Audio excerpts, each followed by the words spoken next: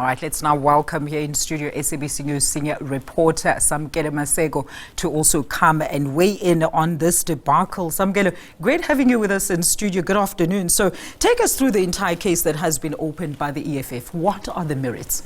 The merits of the case of the economic freedom fighters essentially emanate from an email that was sent by Minister Dean Macpherson to one of the staff members in the Department of Public Works and Infrastructure, asking why a certain contractor, Limbro, which Marshal Lamini alludes to, why they have not been paid their owed monies for over a period of 20 months. Why has this company not been paid? Why is IDT failing to pay its particular suppliers? In fact, let me take out my phone and read this particular email that we will show it as well in the story that we are compiling. Of what the Minister of Public Works and Infrastructure, Dean Macpherson, is alleged to have said, quote, "Good day, Lynette. You will appreciate that I don't normally get involved in the matters like this, but it appears that commitments have not been executed and now I'm being dragged into this matter. Can I please receive an urgent report on why IDT has not done this and resolve this matter despite assurances that this would be done? Regards, Dean Macpherson, Minister." That is the email that the EFF has essentially presented to the police, that the police must now investigate whether the minister has violated his ethics code and the executive code within the country, because there is a separation between the accounting officer and those who are officials and the executive. The accounting authority, which will ultimately be, in this instance, the Director General of the department, who looks at the functionality of the department, as well as procurement as well as procurement, and also the executive, which is there on a policy framework to guide the department. But on operational matters, politicians do not get involved, and this is where the waters have been muddied by the Minister Dean Macpherson. But this is a broader battle, not just a battle of this particular company that the minister has It certainly sounds that way, Samkele. The minister has allegedly instructed to be paid. It's a broader battle between the minister and the IDT, which also involves the battles between Minister Dean Macpherson and his Deputy Minister Sihle Zikalala, because ultimately the IDT board was instituted by the former Minister of Public Works and Infrastructure within the country. That would be Sihle Zikalala. That board is chaired by a long-time ally of Sihle Zikalala, Advocate Kwazim Shengu, the former MEC of Education in KwaZulu-Natal.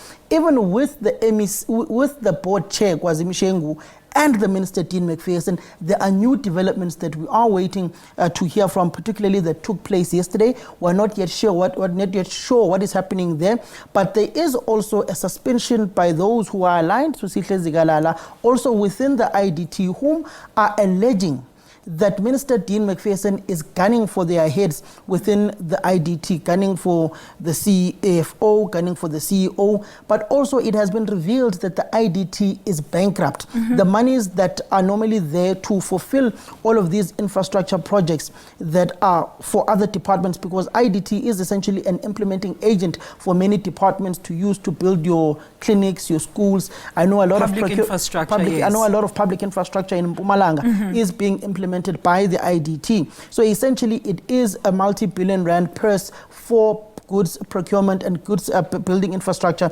within the country that many people would want to have an influence over, and ultimately the battle is over the financial resources of the IDT. Is the IDT broke or not?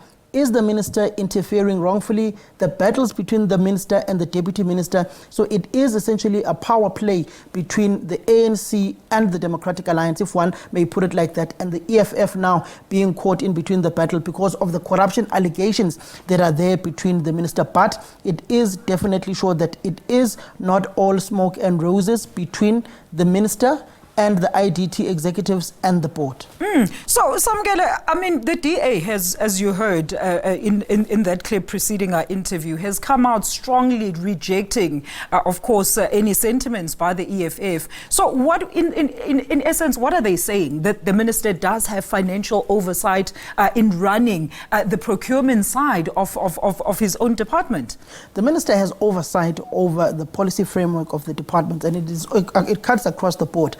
But South Africa's political system has become so blurred because there is no separation between the executive and the accounting authorities, particularly the bureaucrats within the department. Those waters have been muddied across the board. And it's not just a complaint one may put it only to a Democratic Alliance. In several instances, you found many ministers being allegations that they are fingered in tender procurement processes within the departments, allegations of politicians giving officials instructions to pay certain companies, not to pay certain companies. So it's a phenomenon that cuts across the board. And the Democratic Alliance, which had prided itself on clean governance, has also found itself wanting now on these allegations of tender processes. It's not something new, by the way, that the Democratic Alliance has faced. It's been there in the allegations in the Western Cape before. I remember there was an IT tender contract that was alleged that Helen Ziller, when she was still premier within the Western Cape province, had her hands. I'm not sure whether she was cleared or she was found guilty on that particular matter, but I've never seen any guilty verdict on that instance on her part.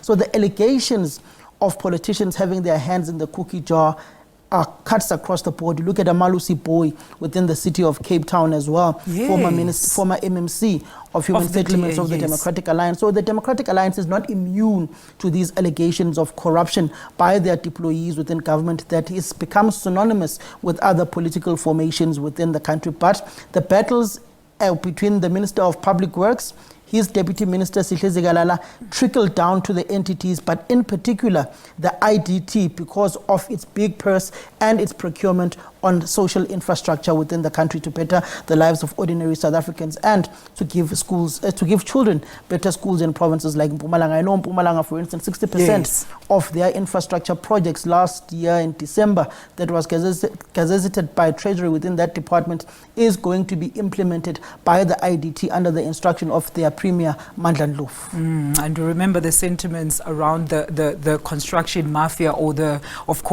mafia, the extortion mafia. Like Minister Macpherson had very strong views when he took over that post. So it could be, as you say, Samkele, boiling down to much more larger issues than we're actually hearing in this particular instance. Samkele, is always great having you in studio with us. That is SABC News senior reporter there, Samkele Maseko, on the EFF laying a charge against Minister Macpherson.